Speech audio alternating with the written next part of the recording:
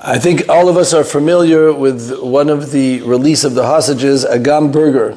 Her story is an incredible one, but I think more incredible than everything is the words that she said as she was on the helicopter on the way back. She wrote these words down, and those were the first words she said when she met her family.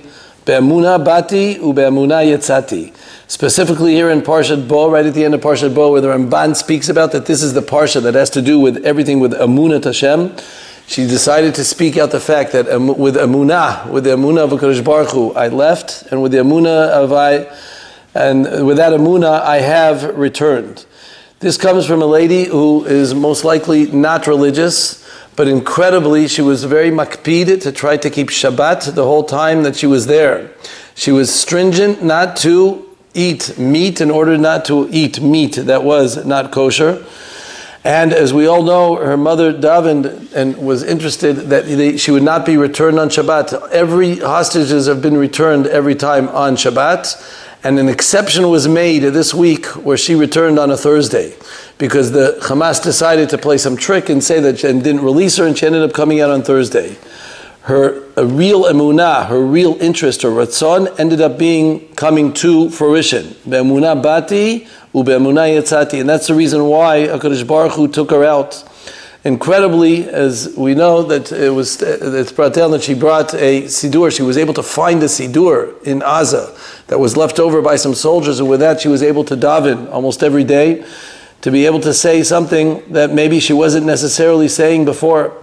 But that emun, that connection to HaKadosh Baruch Hu was the siba, that was the reason for her release, why HaKadosh Baruch Hu went and saved her. I think this is an epitome of something that's incredible about our nation, because we are a nation that no matter what difficulties we've went through, what has happened to us, instead of complaining and bickering about it, instead of being on the dark side and running away, we've always run to the hands of HaKadosh Baruch Hu. We ran to his big open arms and his hug, even in cases, even in scenarios of the darkest times that we've been through, and we've always been back to embrace the great HaKadosh Baruch Hu. I know personally from a neighbor that was in the Nova party, and she was completely off, and she is keeping now Shabbat. And she's not only one, all her friends out. Many of the people that were there, instead of complaining, why did this happen to us, they went ahead and decided to find the HaKadosh Baruch Hu. In the midst of the darkness, in the midst of their koshi. Arachim, which is an organization that does a lot of kiruv here in Eretz Israel, has packed houses. It's impossible to get a Shabbaton with them because there are so many people that are coming back to their roots. So many people who are interested in finding them. Where does this strength come from? Why does this happen? It doesn't happen with anybody else except for our religion. Other people, when they're abused and tormented, they complain, they run away, they have something else to say. The answer is, the Midrash says in Shmot Rabbah that it compares Klal Yisrael to a zayit, to an olive. Zayit ra'anan yafeh pri Torah, kara Hashem shemecha, that we are compared to an olive. An olive is not something that's necessarily tasty. It's a little bit bitter. In Ilchot Brachot, we don't necessarily make a bracha for it. It doesn't always have the best taste. The epitome of an olive, the reason why we have it is for the juice that's inside of it. The oil that is extracted, from that we cook, from that we light up a room, from that is able to use many things are used from olive oil, and that is the epitome. And from that we use the menorah in the Beit HaMikdash, the Zayit Ra'anan that is spoken about over there in the Midrash. That is what Klal Yisrael are about. Sometimes they need a little bit of a squeeze and all the juice comes out of them. All the kishkas, all the beauty that's inside of them, everything that's within, that's safug, that's absorbed within them, comes out. When you squeeze an olive, you don't create anything new. You just extract something that exists. You are revealing something that is covered. That's what Klal Yisrael is all about. That's what the Jew is all about. That's what we are all about. Sometimes we need a little bit of a squeeze, a little bit of a push.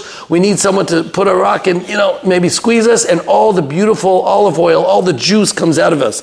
That's where we come. It straightens out our minds. It puts us into reality. Yes, sometimes we have to go through a little bit of tzaras, but from there the geula happens. And it's it's so typical that of a story that I know in 9/11, September 11th, all the families in September 11th who lost a family member during that time period received a very strong compensation, a very large compensation from the government. Most of the goyim, almost everyone, went ahead and used it, of course, for vacations. Take off a couple years from work. They went ahead and treated themselves to a bigger house. They did what they needed. But the Jewish people, and especially one family specifically, which I know, took all the money, they bought themselves a Sefer Torah for the shul. They dedicated a whole Ezrat Nashim to the shul because it was their daughter that passed away. And they went ahead and they bought a Hatzalah ambulance. They bought a whole ambulance. You can already see how much money these people were receiving. And with all that money, they went ahead, Le'ilui Nishmat, for the Ilui Nishama of their daughter, they went ahead and they did it. Mi Amcha Yisrael. This is the beauty of Klal Yisrael.